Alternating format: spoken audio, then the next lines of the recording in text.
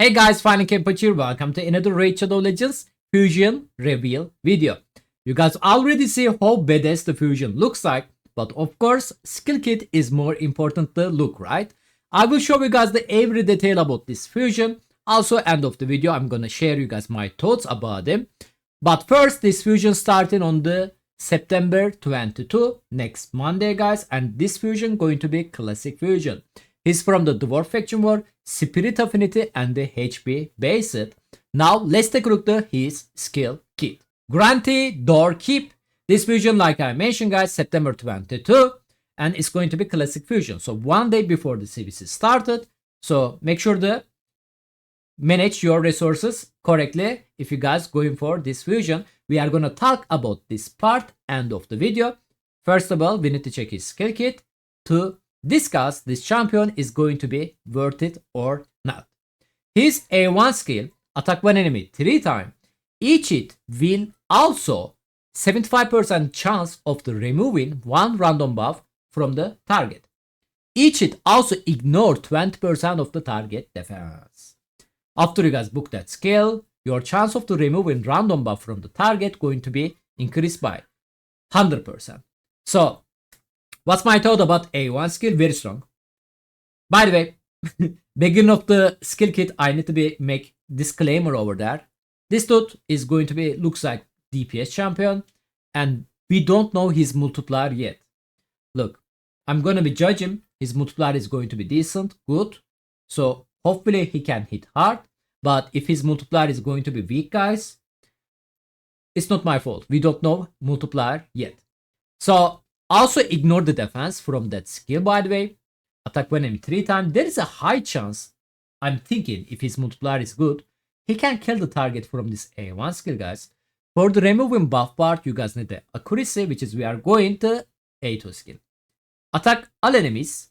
Before attacking, place a 50% increase accuracy buff on all allies for 2 turns.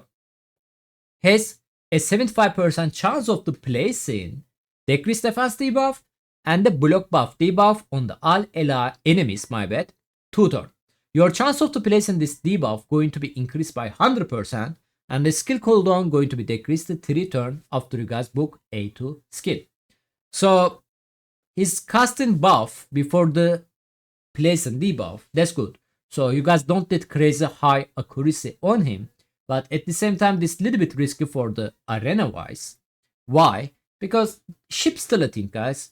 It's not that super popular on these days, but decent amount of the people still using ship, especially against Null. Null, you know, Null is help to trigger more ships. So against her, I can see like ship is a little bit more rising. Keep that on your mind, especially if you increase accuracy buff as well. There is a high chance you can place this debuff, especially if you guys going to use him for your speed team before the enemy take a turn. Obviously, we don't know if this skill going to be hit hard. He's going to be attack. There is no ignore defense or anything. If you manage to place decrease defense debuff, I'm going to be guess he's going to make a kill. But how is the damage going to be happen if he's attacking the target under buff instead of the debuff, right? Like pretty much like any single champion can manage to kill the target if the target under decrease defense debuff. It's not like really impress me to kill the target who is already like very weak, right? What else we can use him? Hydra, decrease defense, block buff, basically Ugo skill kit, guys. At the same time, here's an increase accuracy buff, so that can help, you know. Maybe you can build your team like a little bit low accuracy. But especially after we read the A3 skill, you guys going to be understand this champion has something extra Hydra wise than the Ugo. A3 skill, attack one enemy. Before attacking, remove all debuff from this champion and place a 15% shatter buff and 30% increase critical damage buff on the all allies by 2 turns. So we need to understand this part first of all. If I understand correctly, this is AoE buff. He's going to place a shatter and the critical damage buff to the all allies. What does shatter buff do? It's a kind of new buff. Maybe you guys doesn't know. It's basically increasing your ignored defense effect.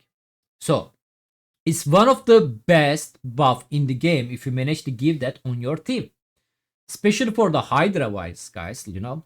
if the Shatter buff is AoE, from what I understand, it's gonna be AoE. Correct me if I'm wrong below to the video.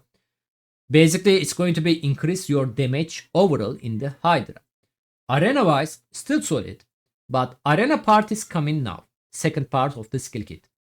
Will ignore unkillable stone skin block damage buffs if the target is not under any unkillable stone skin or the block damage buff, then this attack will deal 100% more damage. Grants extra turn if this attack kills an enemy. This skill going to be my bad 4 turn cooldown, guys, after you guys book. Hydra wise, Hydra not gonna be under unkillable stone skin or the block damage buff unless it's steal it from you. It's really depends on your comp, but most likely not.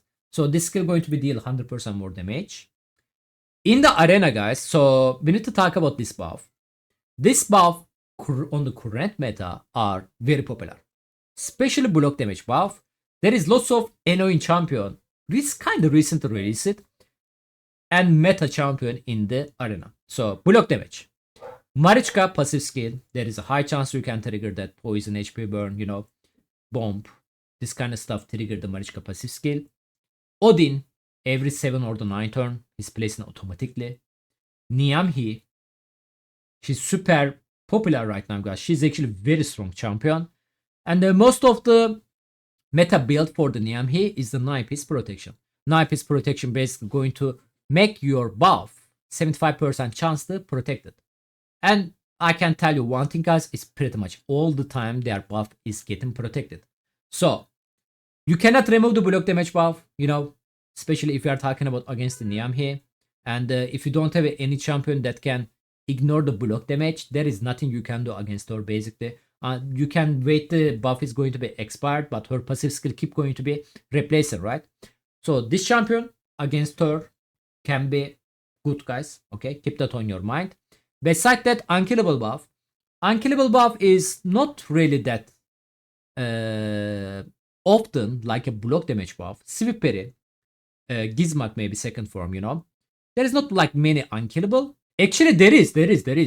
Theodisia, mythical champion undead. Her revive has a 2-turn unkillable buff. I totally forget about it. And I actually seen her more often on these days. More people actually getting the mythical champion. She's actually one of my most wanted mythical. Hopefully we can get it one day. But yeah, against her, that skill can also good. And the stone skin. Everybody pretty much in the arena, guys, on these days, stone skin. So this kit, threat to all of them. Bad thing about this kit, single target. Only 1 enemies. And the stone skin part, there is like more champion obviously in the game currently active. Ignoring stone skin, like Georgette, like He-Man, right? Like Iesu, right? But this champion is a little bit far behind of the meta. There is a reason for that. Reason is the relics, aspect of Cyrod relics. So pretty much like every support champion has an aspect of Cyrod on them, guys. Like I'm also using like my support champion aspect of Cyrod. Even you decide to attack my support champion under stone skin, you cannot really do anything. You cannot kill me. You cannot even deal damage on me because my aspect of Cyrod depends my Terminator, of course, will protect me. Keep that on your mind. There is a little bit like, you know, ignoring stone skin, but oh, do they have aspect of Cyrod? You can't know that.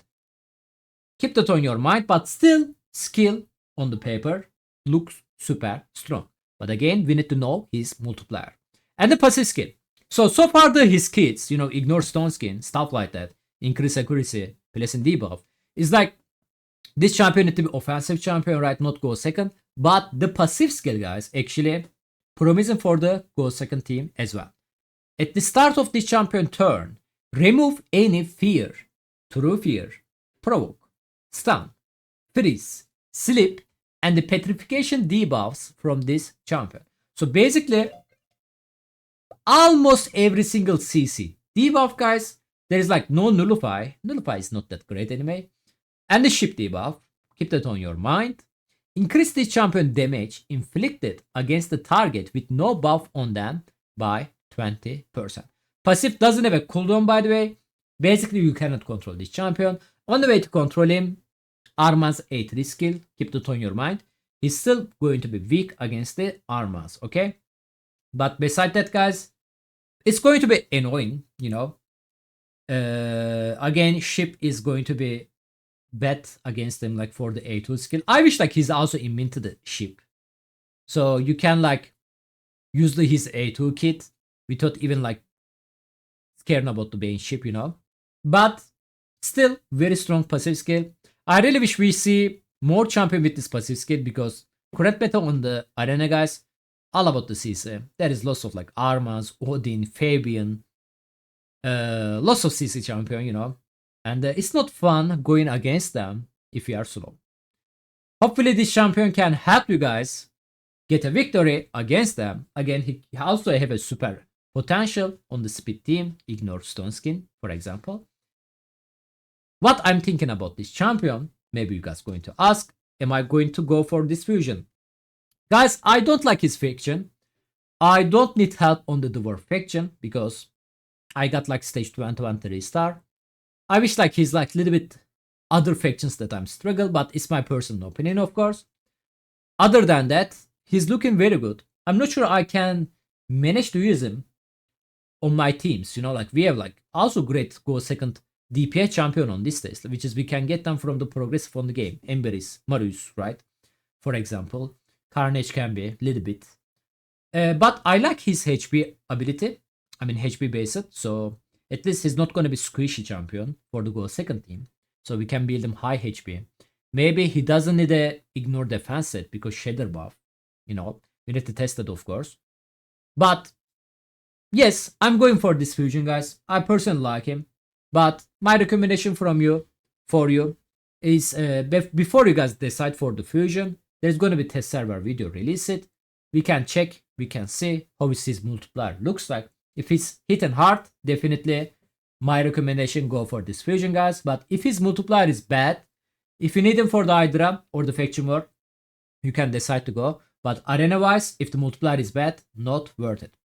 That's my thought about the Granyt Doorkeep September 22 classic fusion, one day before the CvC. Thank you so much for the watching, guys. Hopefully you guys like this video.